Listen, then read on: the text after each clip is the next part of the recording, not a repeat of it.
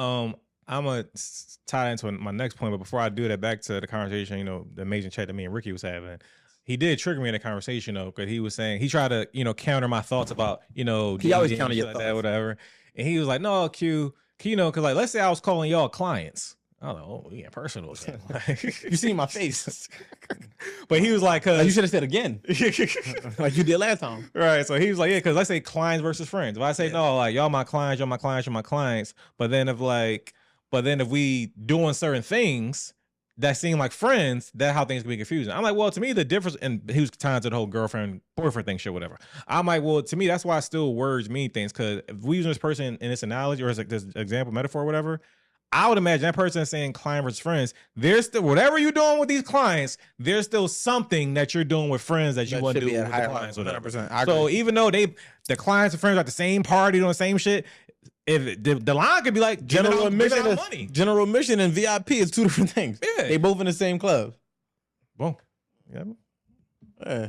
That's the thing. Like, we dating you in general admission. Mm-hmm. You know what I'm saying? Once we become exclusive, that's VIP. Mm-hmm. You become a very important person in my life, and you get different perks. And I think that the reason I said it's relative, thank you for bringing that point back, and it's subjective because, again, what's VIP to every person is different. So I'm not going to allow you to bring me your level of VIP and project it onto me to say, oh, well, because you've been texting me every day and calling me and sending me flowers, and that means we're in a relationship. No, it don't, shorty. It don't.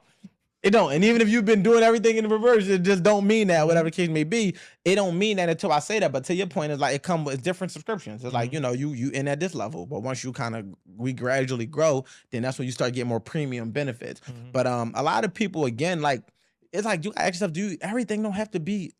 And I'm an advocate for relationships. I'm an advocate and I'm a huge proponent of marriage. Mm-hmm. But you don't supposed to marry everybody you come into contact with. And I think that that's the part. Like, just because it's fun don't mean it's going to be like sustainable forever. That's good, because, and I think that people often overlook that, and I think that's where I'm good at. I'm so okay with what I've taken from situations, because I understand that, like, I go into every situation personally with the okay, this could be a marriage. Whether we get there or not, it's not up to me. Mm-hmm. It's just the ring is on the table. You still got to play for it.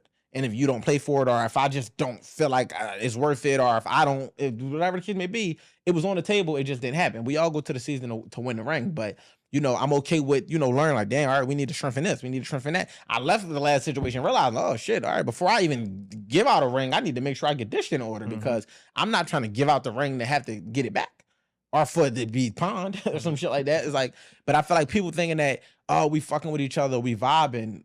Let's see. It might just be at that level. Mm-hmm. Like, the moment you do we learned that with the podcast. The moment we start doing some extra shit, it became unsustainable. Mm-hmm. Some shit just might be meant to be, not saying that this is that, because our correction actually realigned us. Mm-hmm. But the fact of the matter is, if you get to that moment and there's not no realignment, it's still, you're not my girlfriend, or I'm not in a relationship with you, then that might just be what it is. But this is what I'll say, man, right, to women's defense.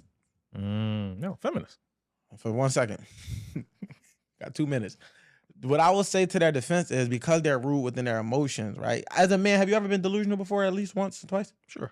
All right, so I just being there one time, I couldn't imagine having to live like that. I couldn't imagine constant state of uncertainty, bro. I remember like having a situation where it was like, I don't really know. I know what I want this to be, but I don't really know what this is. And it's like you trying to use the signs to determine if it's going in the direction you wanted to go.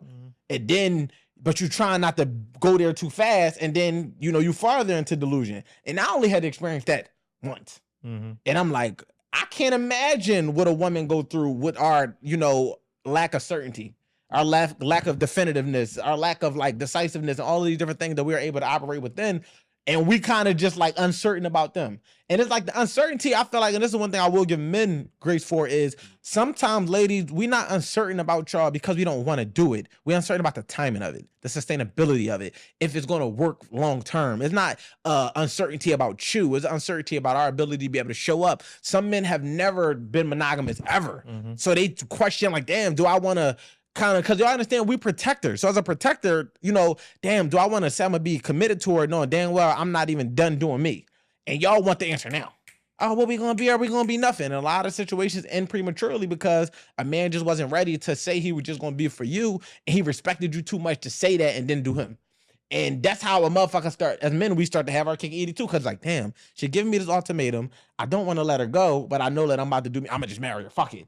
And then do me on the side. I don't support or advocate for that, but this is how it happens because it's like, damn, I see us getting there, but you want to fast track this shit. And because you want to fast track it and cut the gap, now you gotta have grace for all the shit that I still gotta get over because I haven't became the man that you need me to be for us to really sustain what you're trying to have.